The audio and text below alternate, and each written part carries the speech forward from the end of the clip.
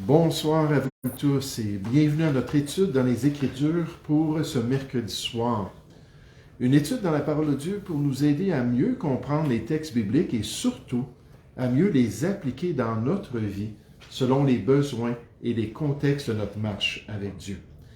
La question pour nous ce soir est: l'être humain peut-il devenir un monstre? L'être humain peut-il devenir un monstre? Et par monstre, je veux dire ici, dans le contexte de l'image de Dieu même dans sa vie, l'être humain peut-il tellement s'éloigner du plan original de sa création, dans le reflet de cette image de Dieu, qu'il ait une toute autre apparence, une toute autre conduite et un tout autre style de vie que ce que Dieu avait déterminé pour son existence? Qu'il est devenu tellement l'opposé de ce qui reflète réellement la personne de son Créateur, tellement différent de ce que pour lequel il fut créé, qu'il ressemble à un monstre, à une créature dénaturée, déformée et ayant une forme de mutant plutôt que l'être humain que Dieu voulait pour lui. Puis quand on pense aux mutants, aujourd'hui, on sait que dans la science-fiction, on parle de toutes les mutations, puis dans la vraie science, les mutations sont presque jamais, je pense qu'elles sont exclusivement négatives, mais des fois, on nous parle de ces mutations-là produites par soit des produits chimiques ou des choses radioactives. Et là, ça n'a rien à faire avec ça, c'est vraiment spirituel ce qu'on va voir ce soir. J'aimerais qu'on puisse voir un texte biblique qui va répondre à cette question-là. Est-ce que l'être humain peut devenir un monstre, on pourrait dire aux yeux de Dieu? Cherchons ensemble l'Évangile de Marc au chapitre 5.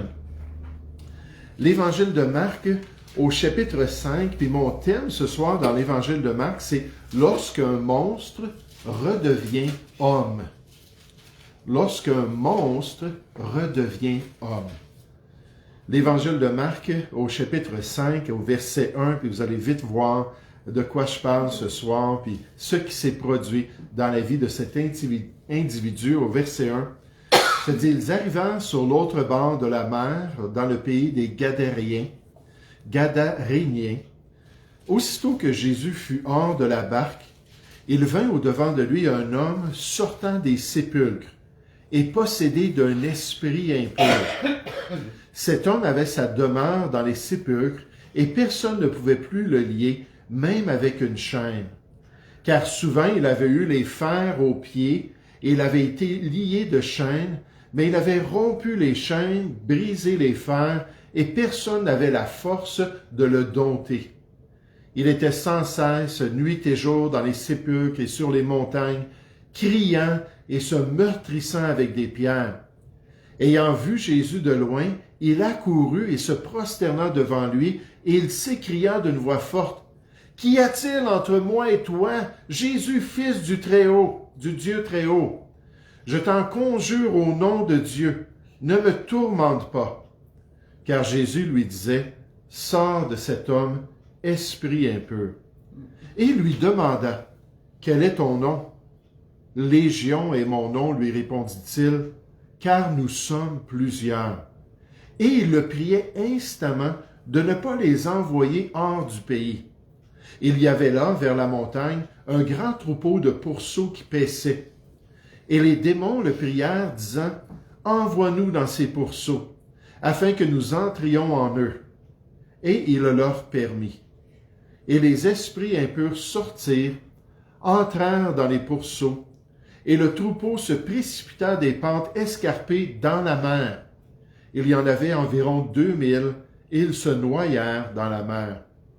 Ceux qui les faisaient paître s'enfuirent et répandirent la nouvelle dans la ville et dans les campagnes. Les gens allèrent voir ce qui était arrivé. Ils vinrent auprès de Jésus et ils virent le démoniaque, celui qui avait eu la légion, assis, vêtu et dans son bon sens. Et ils furent saisis de frayeur. Ceux qui avaient vu ce qui s'était passé leur racontèrent ce qui était arrivé au démoniaque et au pourceau. Alors ils se mirent à supplier Jésus de quitter leur territoire. Comme il montait dans la barque, celui qui avait été démoniaque lui demanda la permission de rester avec lui. Jésus ne lui permit pas, mais il lui dit, « Va dans ta maison, vers les tiens, et raconte-leur tout ce que le Seigneur t'a fait, et comment il a eu pitié de toi. » Il s'en alla et se mit à publier dans la Décapole tout ce que Jésus avait fait pour lui, et tous furent dans l'étonnement. Ce soir, j'aimerais qu'on puisse considérer avec cette pensée-là d'une monstruosité dans notre vie. J'aimerais qu'on puisse considérer l'esprit derrière la monstruosité humaine. L'esprit derrière la monstruosité humaine. L'esprit ou les forces spirituelles qui nous éloignent tellement de l'image de Dieu. L'esprit qui pervertit notre conduite et notre style de vie au point qu'il n'y a plus grand-chose semblable à l'objectif derrière notre création, qui fait en sorte que l'être humain ne représente plus le reflet de son Créateur béni comme il devait le faire d'après le plan divin. Ces forces démoniaques qui s'opposent toujours au plan parfait de Dieu pour l'humanité. Puis là, on voit ce personnage-là qui rencontre le Seigneur Jésus. On voit comment il était rendu vraiment loin de ce qu'un être humain devrait être. Puis là, on voit que la Bible nous révèle qu'il y avait une force spirituelle derrière lui. Puis tout de suite, je pense à Éphésiens 6,12, qui nous dit que nous n'avons pas à lutter contre la chair et le sang, contre cet individu-là, alors que les gens géraient cette situation-là. Mais dans le fond, les chrétiens, eux, ont à lutter contre les forces spirituelles derrière les êtres humains et derrière la conduite pervertie de l'homme. Verset 1, c'est dit, « Ils arrivèrent sur l'autre bord de la mer, dans le pays des Gadaréniens. Aussitôt que Jésus fut hors de la barque, il vint au-devant de lui un homme sortant des sépulcres. » Je ne sais pas pour vous, mais quand je pense à un cimetière, quand je pense à des tombeaux, à des sépulcres, c'est pas l'endroit que je me dis « Wow, j'aimerais tellement aller habiter là. » Et que ce serait agréable de vivre là, puis de passer mes journées dans les cimetières. Mais c'était ce que cet homme-là vivait. Et on nous dit « est possédé ou contrôlé d'un esprit impur. » Les esprits impurs dans les Écritures décrivent des créatures démoniaques qui sont placées en contraste avec les anges de Dieu, les bons anges ou les bons esprits. Puis ici, au verset 3, on voit quel genre d'influence puis quel genre de transformation ces esprits impurs ont eu dans la vie de cette personne. Puis considérez les effets monstrueux de ces créatures et de cette légion d'esprits dans l'expérience de cet homme, verset 3. Cet homme avait sa demeure dans les sépulcres. Son lieu d'habitation avait été totalement perverti, totalement changé. Il avait quitté ce qui est normal pour s'en aller vivre auprès des morts. On continue, et personne ne pouvait plus le lier, même avec une chaîne. Sa conduite était devenue inhumaine, était devenue hors des normes, était totalement exagéré et on ne pouvait pas le contrôler. Verset 4, car souvent, il avait eu les fers aux pieds, on avait essayé, il avait été lié de chaînes, mais il avait rompu les chaînes et brisé les fers et personne n'avait la force de le dompter. Il était rendu antisocial et il avait détruit ainsi tous les liens qu'il avait avec les autres gens dans la société.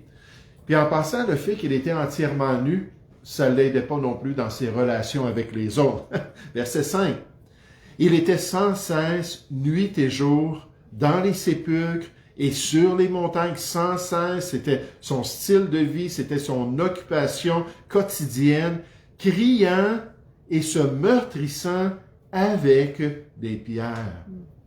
Même cet aspect-là inné d'une conservation personnelle, ce réflexe intérieur d'une protection personnelle et de ce désir-là de survie avait été totalement déréglé dans son expérience. Il y a quelque temps, j'ai vu un reportage sur l'automutilation, qui est un grand malaise en ce moment chez les jeunes dans les pays occidentaux. L'automutilation, puis c'est ce qu'on voit ici, il criait, il se meurtrissait avec des pierres. Vous voyez une pierre à terre, puis là, il se donnait des coups, il se frappait dans le front, il essayait de se blesser corporellement. Puis quand j'ai entendu cela, puis j'ai vu les exemples qu'il donnait d'automutilation, je me suis dit, ça me ressemble. Parce qu'avant mon attentat sur ma vie, j'avais pratiqué l'automutilation à différents niveaux. Puis là, je me disais, j'étais tellement attaché tout au concept de la mort. Je l'avais déjà dit, j'avais peinturé toute ma chambre en noir. Pourquoi mes parents m'ont permis ça, même le plafond. Puis là, j'avais une grosse étagère, puis il y avait toutes des têtes de mort ensanglantées sur ces étagères-là. Puis quand j'avais l'occasion, mais je me blessais, puis je me faisais mal. Puis là, on voit que cet homme-là avait exactement ces symptômes-là. Ce désir d'être auprès des morts, ce désir de côtoyer la mort, ce désir de souffrir corporellement. Puis il était préoccupé principalement par cela dans sa vie. Il n'agissait pas du tout comme un être humain. Et concernant le diable, Satan, puis dans ce contexte-là, on ne peut pas éviter de parler de Satan. Les Écritures affirment qu'il a été meurtrier dès le commencement de l'histoire de l'humanité. Jean 8 au verset 44. Satan est le plus éminent des esprits impurs. Il est en grande partie responsable pour la perversion des hommes, car s'il ne peut pas les tuer et les détruire, il va essayer d'enlever le plus possible l'image de Dieu dans leur vie. Lui, ses esprits impurs, ses anges déchus, cherchent à éloigner les hommes le plus possible du plan original de leur création. Ils veulent en faire des monstres aux yeux de Dieu qui les a créés.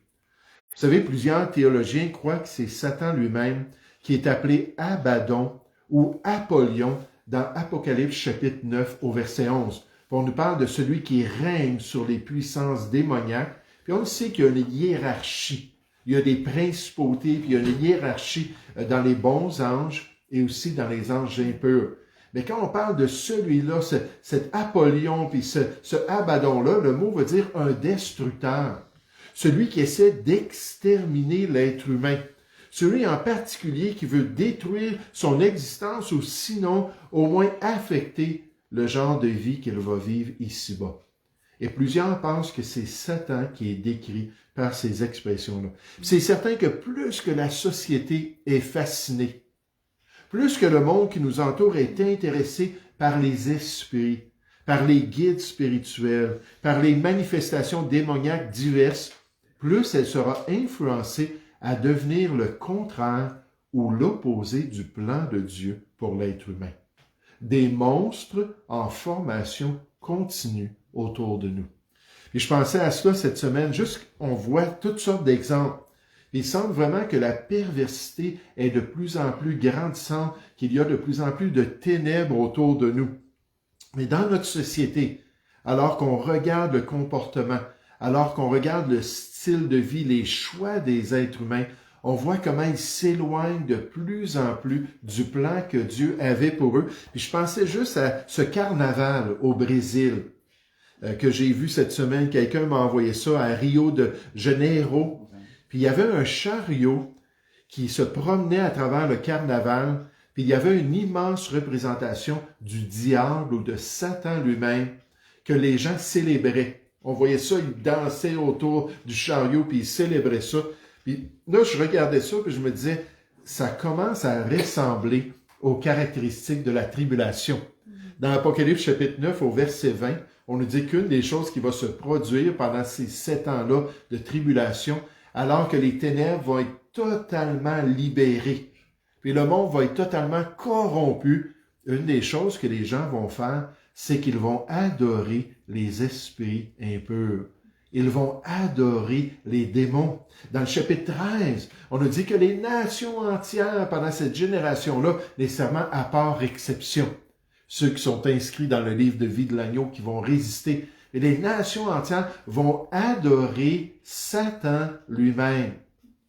Puis ils vont le célébrer comme étant un personnage tellement merveilleux, puis nécessairement son grand empereur qu'il va établir. Ils vont dire qui peut combattre contre lui, parce que c'est lui qui nous promet la paix et la sûreté sur la terre. Alors ils vont suivre ces créatures terribles.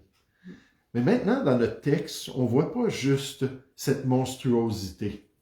on ne s'arrête pas simplement sur cette conduite du possédé de Gadara, mais on nous présente de même le Sauveur qui délivre de la décadence, le grand libérateur qui rétablit notre vraie humanité, même après une vie de péché, qui repeint l'image originale que Dieu avait déterminée pour chaque être humain, qui nous permet de refléter adéquatement notre Créateur tel que prévu dans sa volonté et son plan pour l'homme.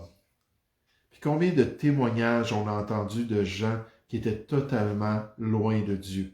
Des personnes qui avaient été élevées dans des couvents où ils célébraient le diable, où il y avait du satanisme, où il y avait des sorcières, puis toutes sortes de sciences ésotériques, de l'occultisme.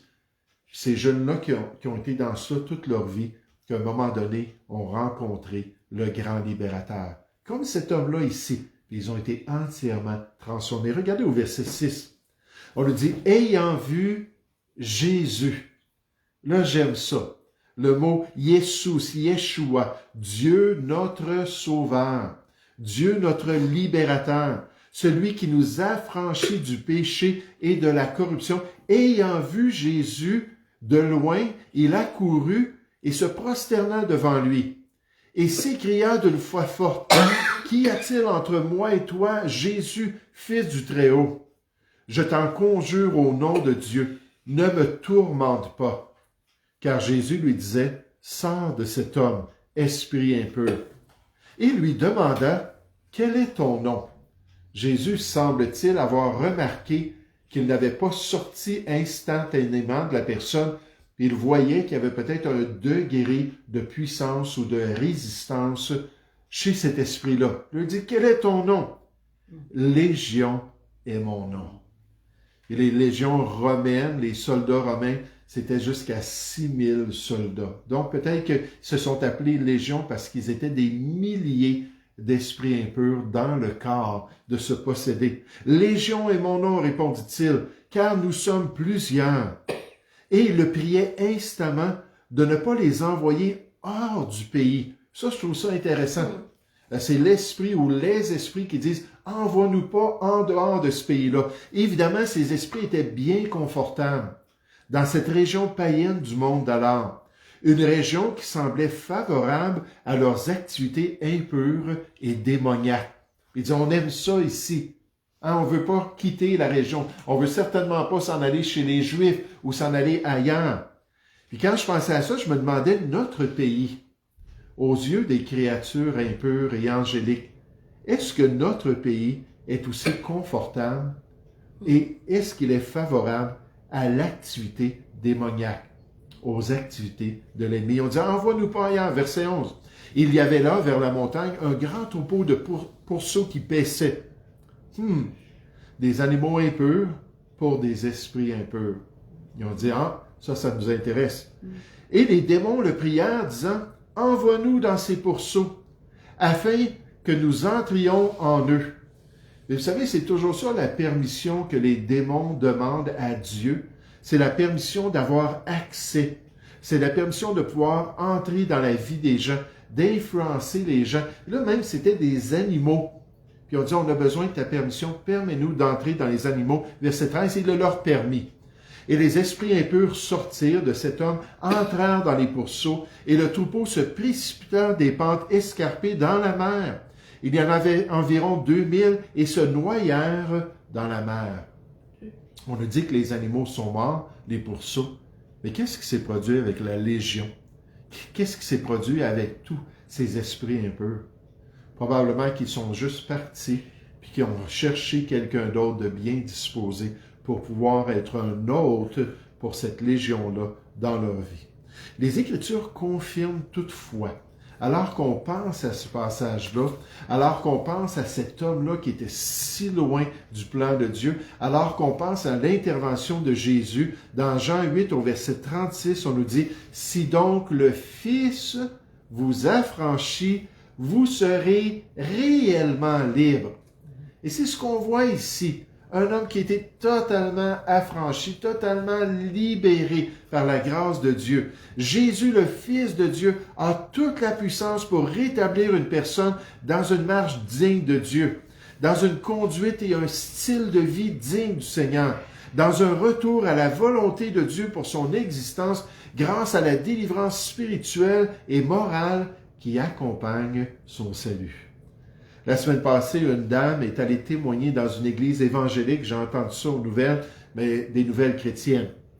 Puis elle est allée témoigner de la transformation puissante qu'elle a expérimentée, alors que Dieu est intervenu dans son cœur et surtout qu'il a transformé son style de vie de tous les jours. Son témoignage a fait tout un bouleversement dans la ville de San Diego, en Californie, où se trouvait depuis 25 ans cette petite assemblée chrétienne, puisque le sentiment social et culturel de notre époque, dans cette région très libérale des États-Unis, est grandement opposé à une telle conversion et à une telle transformation d'un aspect de la conduite humaine que je peux même pas mentionner sur les réseaux sociaux, puisqu'on est en train d'être enregistré ce soir. On peut même pas réfuter ça, on peut même pas contredire ça. On va le faire dans l'Assemblée et entre nous. On peut pas le faire sur les réseaux sociaux et c'est exactement ce qui s'est produit dans cette église-là. Et il y a eu toute une réaction. Il y a eu toute une demande de centaines d'individus que l'Église ne puisse plus qu'elle louait depuis 25 ans des locaux dans une école publique, qu'elle ne puisse plus le faire. Parce qu'elle a osé faire venir une conférencière qui a parlé d'une transformation étonnante dans sa vie, à un niveau que les gens aujourd'hui ne veulent pas entendre. Qu'il y ait une telle possibilité de conversion et de transformation. Et ça nous démontre, quand on entend ça, que même l'œuvre du Fils de Dieu, le salut et la transformation pratique venant du salut en Jésus-Christ sont moins importants et moins appréciés dans notre société que des conduites qui sont fortement encouragées, même par des forces spirituelles impures derrière notre monde. Donc, on pourrait dire dans cet épisode-là que c'était Jésus non, parce que c'est Jésus qui était loué puis adoré pour sa puissance de transformation, puis les démons et leurs effets, oui. Puis là, ils allaient tolérer cela, alors qu'ils allaient probablement chasser cette église-là de ces locaux-là qu'ils ont loués depuis 25 ans. Mais comme c'est triste, comme c'est dramatique, et on sait en tant que chrétien que la volonté de Dieu, c'est la meilleure chose pour l'être humain. C'est la meilleure voie, c'est la meilleure image à refléter dans l'expérience de l'homme. Maintenant, j'aimerais qu'on puisse considérer en terminant cette belle transformation. La belle transformation dans la vie de cet individu. La belle transformation dans son expérience personnelle, dans son expérience sociale et même spirituelle. Puis au verset 14, on nous dit « Ceux qui les faisaient paître, en parlant des pourceaux, s'enfuirent et répandirent la nouvelle dans la ville et dans les campagnes. Les gens allèrent voir ce qui était arrivé. Ils vinrent auprès de Jésus. » Wow! Cet homme-là qui était tellement loin de la volonté de Dieu, cet homme-là qui était tellement corrompu dans ses pratiques, était maintenant rendu aux pieds du Sauveur, aux pieds du Seigneur Jésus lui-même, aux pieds de son bon berger.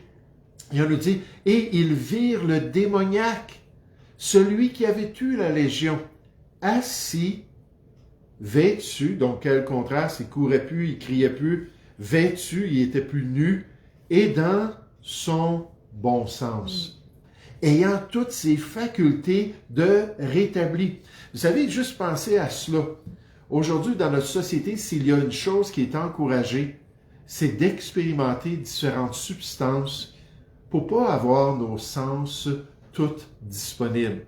Je lisais encore cette semaine à travers 1 et 2 Thessaloniciens. À chaque semaine, je passe à quelques reprises dans 1 et 2 Thessaloniciens pour notre série sur les épîtres eschatologiques. Pour parler de ça, dans le chapitre 5, ça nous dit d'être sobre puis de veiller. D'avoir tous nos sens, toute notre capacité. Puis Puis moi, étant un ancien toxicomane, quand les gens me parlent de consommer, quand les gens me parlent de boire de la boisson, tout ça, je leur dis, je suis tellement heureux d'avoir tout mon bon sens, d'avoir toute ma capacité. Puis cet homme-là était rendu fou dans sa conduite. Puis là, Jésus a touché sa vie, puis il est revenu avec son bon sens. On nous dit, au verset 15 toujours, « Et ils furent saisis de frayeur. » Ceux qui avaient vu ce qui s'était passé leur racontèrent ce qui était arrivé aux démoniaques et aux pourceaux. Alors ils, les propriétaires et les gens de la région, se mirent à supplier Jésus de quitter leur territoire. Wow, c'est pas étonnant que les esprits impurs aimaient ce peuple, puis aimaient cette région-là du monde, qui ne voulait rien savoir de Dieu. Ça faisait un vide, n'est-ce pas? Ça faisait un gouffre spirituel pour permettre aux esprits impurs d'agir. Verset 18. Comme il montait dans la barque, celui qui avait été démoniaque lui demanda la permission de rester avec lui. Ça, c'est un beau désir d'être près de notre Sauveur, n'est-ce pas? Après notre salut, on veut juste le côtoyer puis apprendre à marcher avec lui. Jésus ne lui permit pas, mais lui dit, « Va dans ta maison, va vers les tiens, puisque maintenant tu es présentable. Maintenant tu es acceptable dans tes relations interpersonnelles et raconte-leur tout ce que le Seigneur t'a fait et comment il a eu pitié de toi. » Il s'en alla et se mit à publier dans la Décapole les 10 villes païennes près de la mer de Tibériade, donc dans la Décapole entière, toute cette région-là, tout ce que Jésus avait fait pour lui, et tous furent dans l'étonnement. Certains suggèrent que Jésus était insensible et même destructeur pour avoir causé la mort d'un troupeau de porcs et avoir privé leurs propriétaires de leurs revenus. Premièrement, la destruction a été causée par les démons et non directement par Jésus. Deuxièmement, bien que la valeur intrinsèque des animaux soit enseignée dans l'Écriture, la valeur supérieure des humains, créés à l'image de Dieu, est plus fondamentale. Ça, je pense qu'il y a beaucoup de chrétiens qui ont besoin de se faire rappeler ça. Les animaux sont importants dans l'œuvre et la création de Dieu, mais les êtres humains sont supérieurs. Jésus a chassé les démons dans ses pans pour le plus grand bien de l'homme possédé par le démon. Commentaire de I.R. Coppin. Le pasteur Warren Wiersbe dit, « Nous voyons dans cette scène 3 forces différentes à l'œuvre. Satan, ou les esprits impurs, la société et le Sauveur. Ces 3 mêmes forces sont toujours à l'œuvre dans notre monde aujourd'hui, essayant de contrôler la vie des gens. Tout d'abord, nous voyons que Satan peut faire ce que Satan peut faire aux gens. Satan est un voleur dont le but ultime est de détruire l'être humain. On ne dit pas comment les démons sont entrés dans cet homme et ont pris le contrôle de sa vie, mais il est possible que ce soit le résultat de sa soumission au péché. Plus qu'on se livre au péché, Jean 8, verset 34, plus qu'on devient esclave du péché. Les démons sont des esprits impurs et peuvent facilement avoir accès dans la vie des personnes qui cultivent des pratiques pécheresses ou impures. La deuxième force à l'œuvre sur cet homme était la société, les êtres humains en général. Mais la société n'a pas pu accomplir grand-chose pour lui. Tout ce que la société peut faire pour les personnes à problème est de les isoler, de les mettre sous surveillance et, si nécessaire, de les lier. Et moi, je peux en rendre témoignage au CRDI, en psychiatrie, c'était exactement ça que les gens faisaient avec eux. Souvent, cet homme avait été enchaîné, mais les démons lui avaient donné la force de briser les chaînes. Même les tentatives d'apprivoiser cet homme avaient échoué.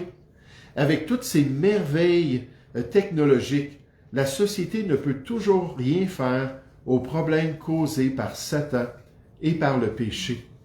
Si nous remercions Dieu que la société offre une certaine retenue et une certaine protection, nous devons avouer qu'elle ne peut pas résoudre définitivement ces problèmes et délivrer les victimes terrorisées par Satan et ses armées. Cela nous amène à la troisième force, celle du Sauveur. Qu'a fait Jésus pour cet homme?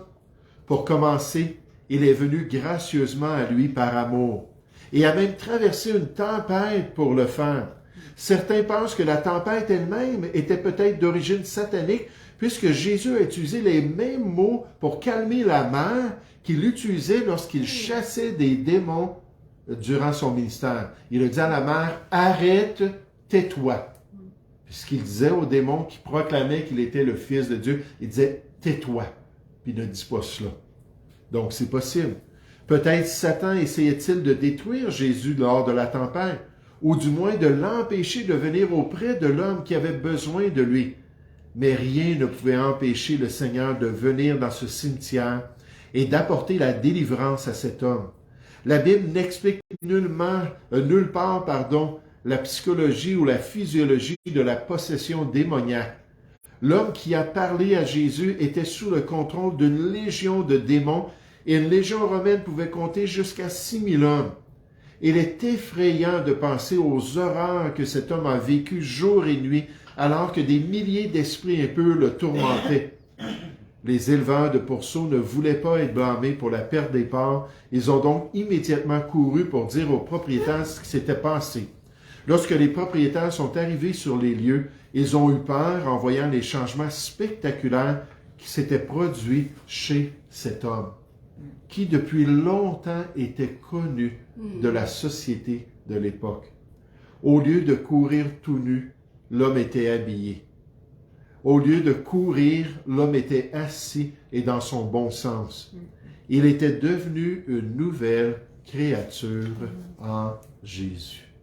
Et c'est ce que la Bible promet pour tous ceux qui veulent être libérés, tous ceux qui veulent bien se tourner vers Jésus, qu'ils peuvent eux aussi expérimenter cette puissance-là et cette transformation dans leur vie, alors qu'on nous dit, si quelqu'un est en Jésus-Christ, il est une nouvelle créature. C'est tellement clair dans la vie d'un homme qui était tellement loin. Et plus qu'on est dans les ténèbres, lorsqu'on est sauvé, plus que la lumière brille dans le changement de notre vie. Les choses anciennes sont passées, voici toutes choses sont devenues nouvelles. Et ainsi, le monstre est redevenu homme, par la grâce de Dieu et par le salut en Jésus-Christ.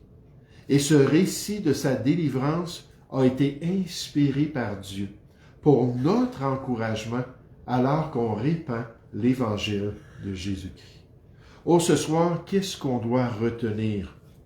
Retenons l'esprit derrière la conduite ou la monstruosité humaine. L'esprit, les forces spirituelles qui vont amener les gens à vraiment faire des choses qui sont totalement contre nature, totalement contre la manière même que Dieu les a créés. Deuxièmement, on se souvient du Sauveur qui délivre de la décadence humaine. Le Sauveur qui a tout le potentiel, qui a toute la puissance, comme pour cette dame-là, pour transformer totalement son style de vie, pour l'amener à une conviction comme elle a partagé que finalement je m'étais trompé moi-même dans les décisions que j'avais faites, mais dans ma perspective de qui j'étais. Puis Dieu m'a montré que ce n'était pas du tout le cas.